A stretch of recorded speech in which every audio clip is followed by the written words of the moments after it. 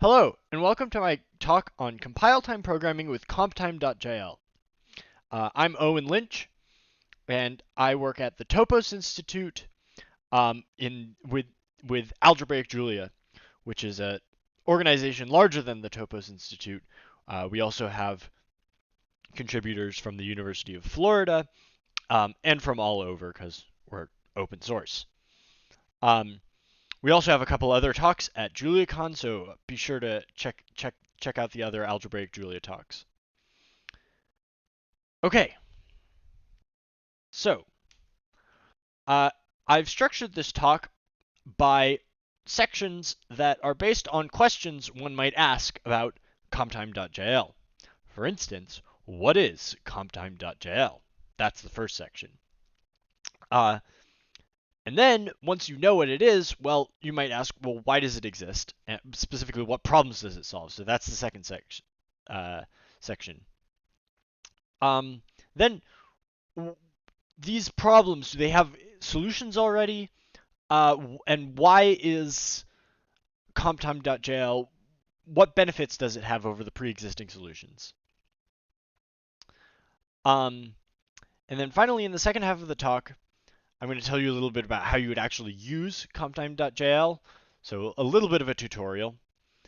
And finally, just a hint at how CompTime.jl works. Okay, let's get started. So what is CompTime.jl? Well, it's pretty simple. It's just a Julia package that provides a macro at ctenable. And this macro, when you decorate a function with it, it allows staged evaluation of arbitrary Julia code. So what does staged evaluation mean? Well, typically in a programming language, there are different stages that things happen at. So there's parsing, compiling, type checking, evaluation, and typically evaluation only happens at one time. So it happens at the evaluation stage, which is also called runtime. However, in staged evaluation, parts of the program are pre-evaluated at compile time, and then the rest is evaluated at runtime. And the parts that are pre-evaluated are based on what you can know at compile time. And sometimes this sort of pre-evaluation is done automatically by compilers, but CompTime.jl provides a mechanism to control it explicitly, because sometimes the compiler isn't smart enough. No compiler can be smart enough. So what problems does CompTime.jl solve? Well, CompTime.jl was invented for a specific purpose, which is that in Catlab.jl, sort of the core of algebraic Julia, we work with atchets a lot, which are roughly in-memory databases where the type provides their schema. And for speed, we need this code to the access code for these in-memory databases to be fast, and we need to be able to type infer it.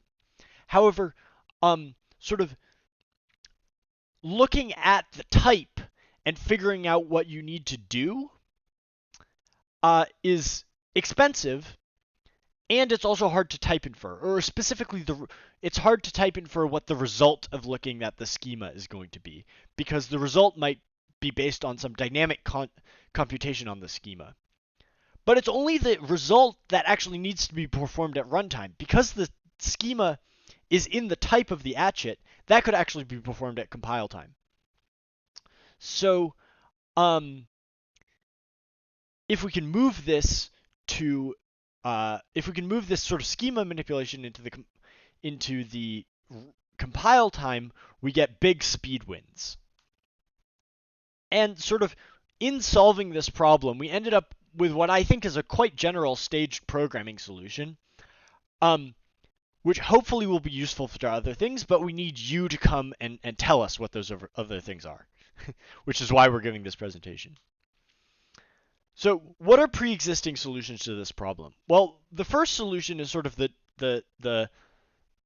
ignore the problem solution, which is do everything at runtime. And although I say, okay, this is ignoring the problem, it actually has some benefits because it's very simple to write this way, and the compile times are fast. For if you've used plots and you've had to wait 20 seconds for plots to load, you will appreciate fast compile times. But the problem is that this is slow runtime, and when you're accessing a database in an inner loop of some algorithm that runs fast, um, that matters. So what we used before for atchets was generated functions, which we're going to talk about exactly what. If you've seen them before, then you know what they are. But if you haven't seen them before, well, we're going to talk about them in a bit. But the benefits of generated functions is that they go fast at runtime and they're very powerful. But maintaining and extending the code for atchets using generated functions was kind of quite difficult.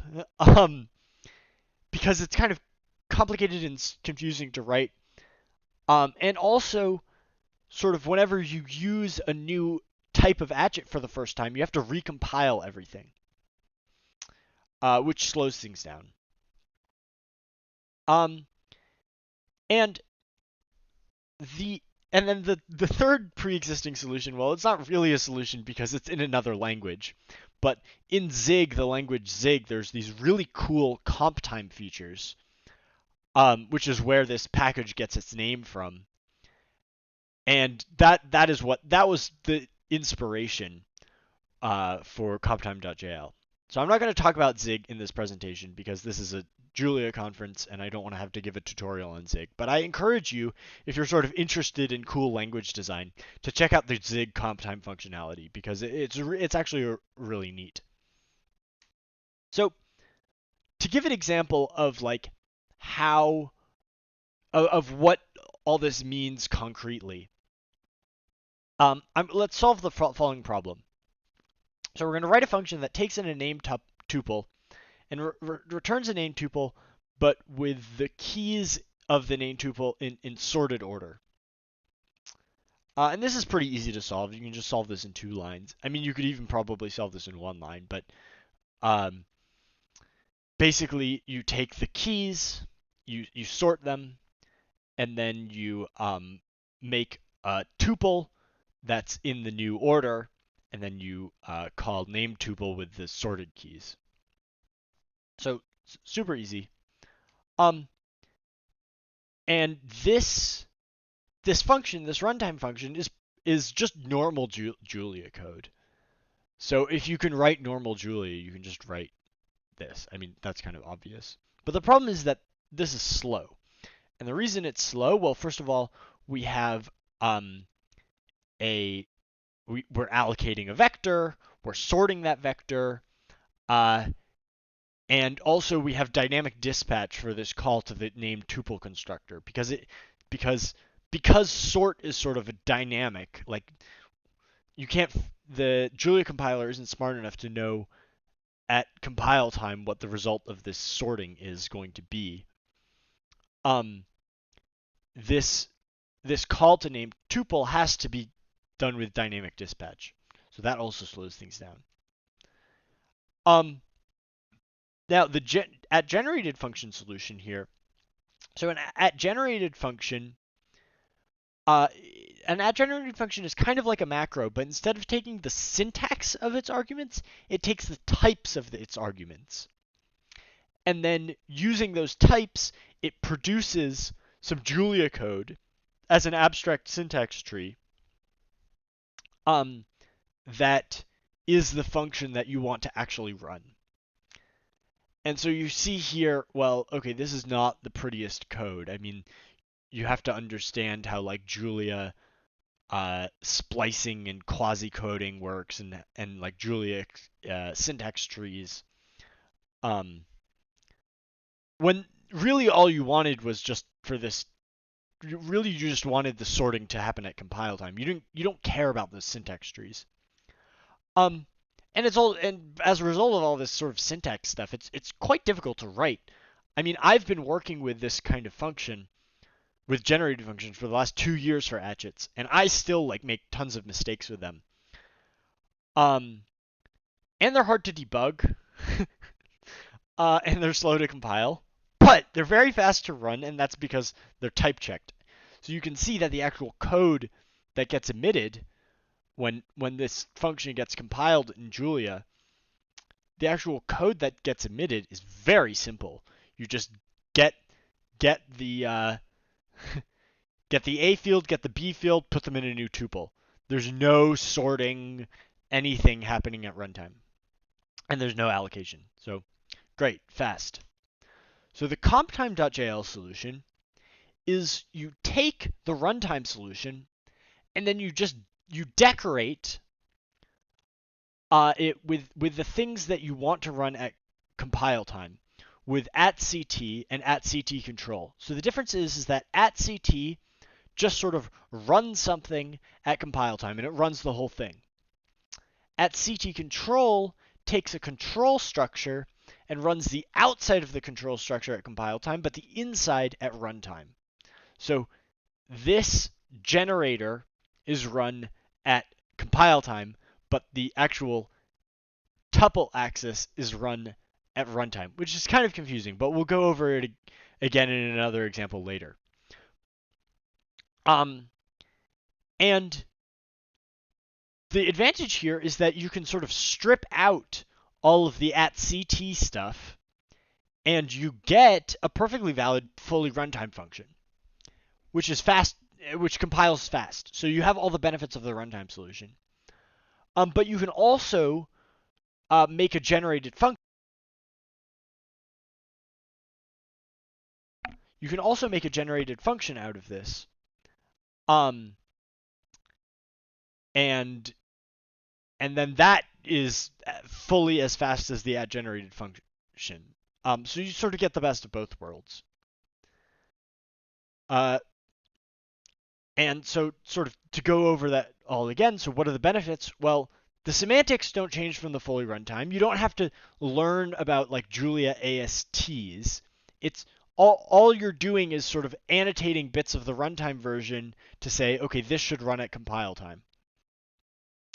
And then from a single code base, you get a choice between fast compile slow execution or slow compiles fast execution.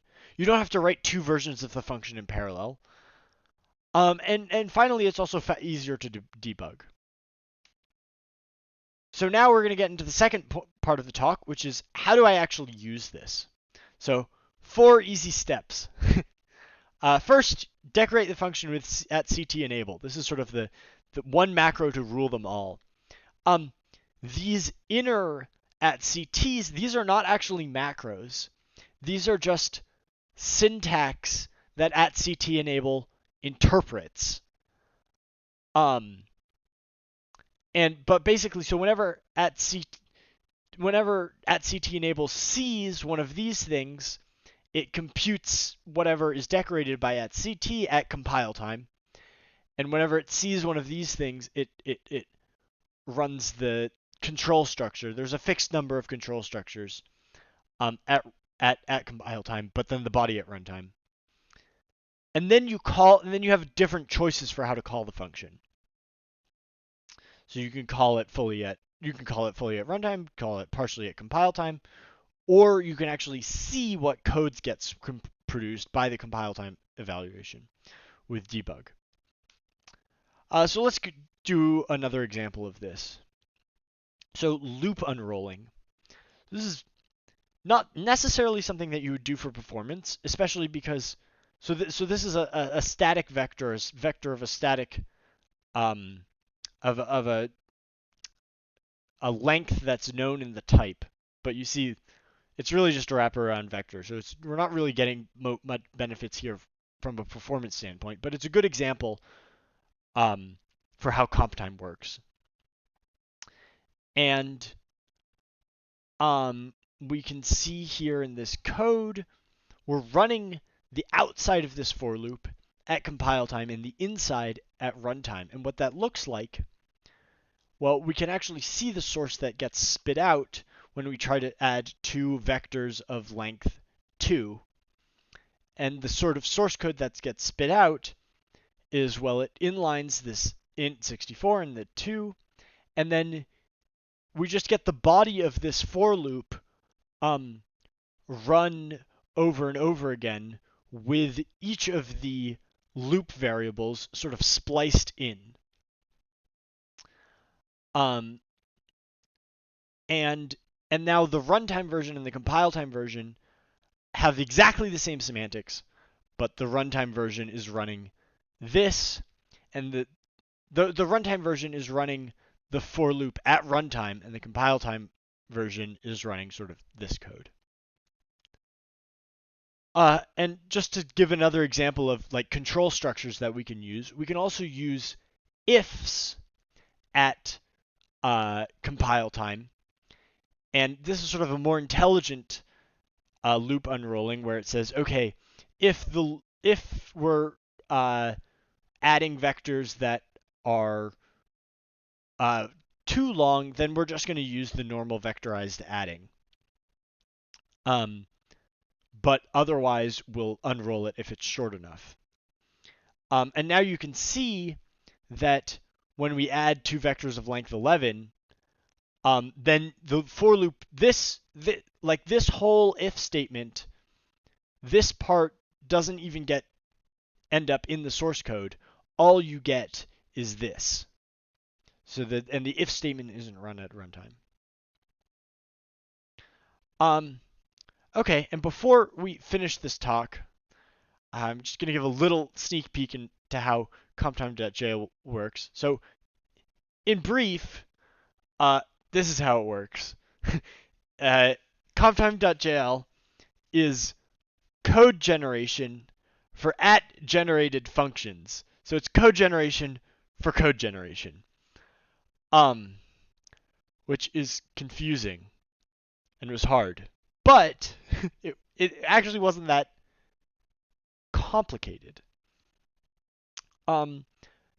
Basically how it works is that the @ctenable macro walks through the AST function of the function provided and generates 4 methods. The first method is generate code, and this returns, so this is sort of the core. This is like where the actual code gets generated. And the arguments to this are the types of, like the arguments are actual types, because that's what's known at compile time. So debug, all this does is it takes the types of the arguments provided and passes those in to generate code. So this sort of allows you to see what code would be generated. CompTime is a very simple @generated function. So the declaration of CompTime is a very simple @generated function, which just calls generate code with the types passed in. And finally, runtime is just a normal function that's produced by stripping out all the CTs. And yeah, so as I said, the definition for runtime is just produced from the original source by stripping out all the @CT stuff. And for generate code, so generate code is where all the crazy stuff happens, and it just returns the original source of the function quoted, but then anytime there's an @CT, you instead use $. And anytime that there's a CT control, so $$ splices a value in that's computed at compile time into the code directly. But anytime there's anything decorated with @CT control, it runs the control structure, and then each of the like individual bodies of the control structure, instead of running like the inside of the for loop, it just splices in the inside of the for loop. And actually, the whole code that does this is only like 262 lines, so you can read it on GitHub. And so like all of this is not actually that complicated to do once you sort of figure out how it works. So currently there's only 4 control structures supported for @CT control. So if statements, including with else and else if, while loops, for loops, and generators. But you know, the approach extends. So in theory, there could be more stuff. Yeah. So, anyways, I'm just gonna finish with a conclusion that I told you things, and now I'm gonna tell you that I told you them. So, CompTime.jl it's like a simple solution. It's only 262 lines, but it actually has helped. It has like vastly simplified. We had a ton of generated functions, and it really helped us simplify them in algebraic Julia. So hopefully it can be used elsewhere.